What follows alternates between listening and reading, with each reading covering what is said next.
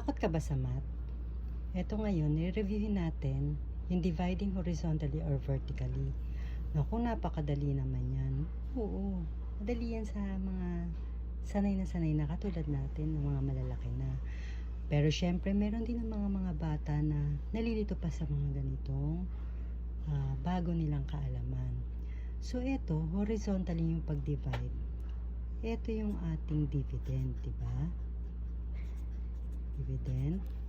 Ito yung ating divisor. At ito yung ating quotient. Minsan kasi hindi pa nila alam eh. Pag vertical naman, itong pababa, hindi nila alam kung ano tawag dito. So ito, tawag dyan, division bar. So sa loob ng division bar, ito ang dividend. Ito yung divisor natin.